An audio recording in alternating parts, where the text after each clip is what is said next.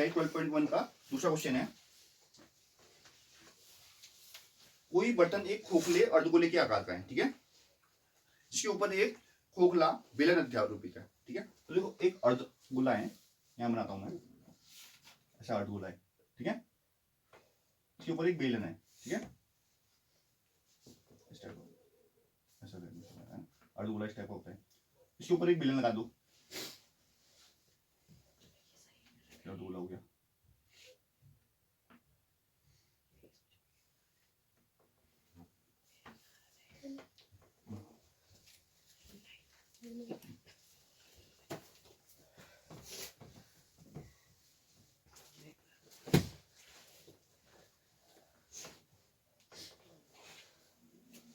ठीक है, तो इस टाइप का कोई आकृति मान लेते हैं, ठीक है।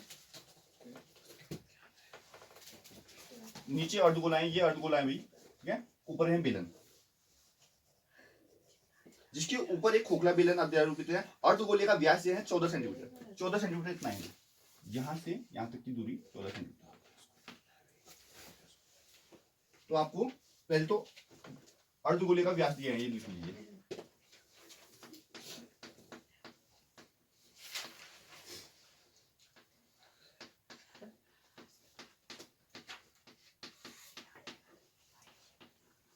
ठीक है, 14 सेंटीमीटर दिया है। इस बटन की कुल ऊंचाई 13 सेंटीमीटर, कुल ऊंचाई बोल दिया भाई, यहां से यहां तक।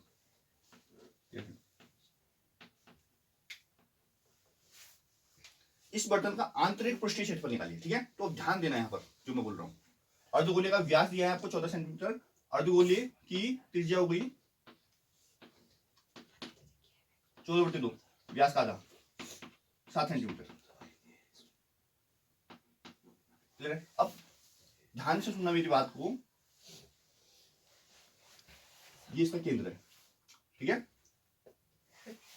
यहां से यहां की जो दूरी होगी ना बच्चे, वो त्रिज्या के बराबर होगी, समझ में आया?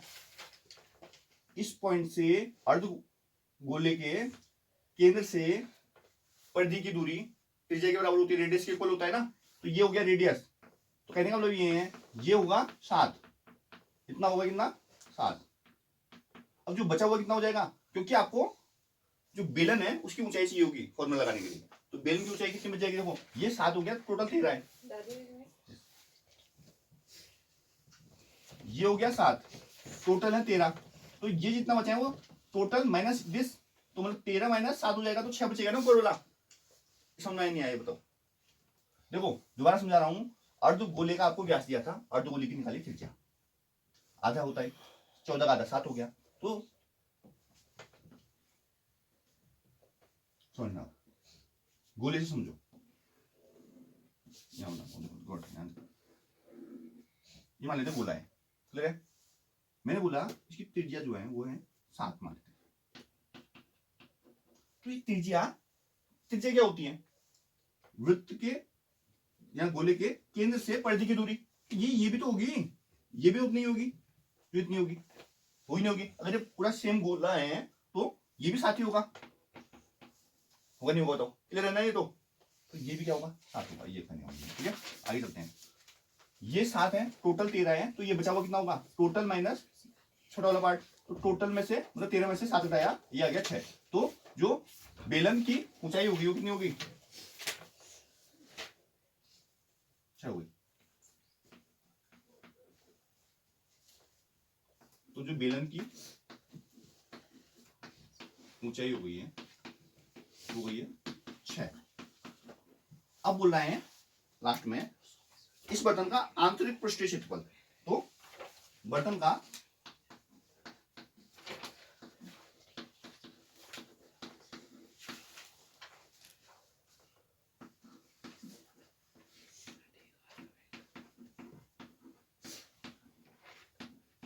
क्या होगा, देखो एक उसमें लगा है अर्धगोला और एक लगा है बेलन, अर्धगोले का पृष्ठीय क्षेत्रफल प्लस बेलन का पृष्ठीय क्षेत्रफल। अर्धगोले का मैंने अभी लिखा है आपको 2πr² होता है, होगा, और जो बेलन है उसका 2πrh, क्लियर है। अब लगा लो, तो देखो इसमें दोनों में 2πr कॉमन ले सकते हो आप, टू पाई आर कॉमन लोगे तो क्या गया, टू पाई आर, एक आर बच जाएगा, और यहाँ पर टू पाई आर बचा, एच बच गया। तो मैं शॉर्टकट है, और वैल्यू आपको 22/7 रखनी पड़ेगी, ठीक है। तो 2 गुणा पाई का मान 22/7, आर का मान निकाला था आपने 7, आर प्लस एच, देखो ऑब्वियस बात है, आर प्लस एच तुम्हारा 13 होने वाला है, आर 7 है, एच 6 निकल आए तुम्हारे, दो 7 से 7 काट दो, ठीक है, और 22 दूनी कर दो 44, गुणा 6 से 12 13, तो 52 की 2 हासिल 5, तो चुको 52, 52 5 57, क्षेत्रफल है आएगा सेंटीमीटर स्क्वायर में 572 सेंटीमीटर स्क्वायर हो गया है। एक बार और समझा रहा हूं, ध्यान दीजिए। कोई बर्तन एक खोखले अर्धगोले के आकार का है जिसके ऊपर एक खोखला बेलन अध्यारोपित है, ठीक है। ये अर्धगोला है, अर्धगोले के ऊपर लगा दिया है बेलन। अर्धगोले का व्यास 14 सेंटीमीटर है, तो व्यास कितना होता है, ये पूरा होता है। त्रिज्या कैसे निकालोगे, उसका 2 से भाग देंगे तो 7 निकाल दिया आपने त्रिज्या।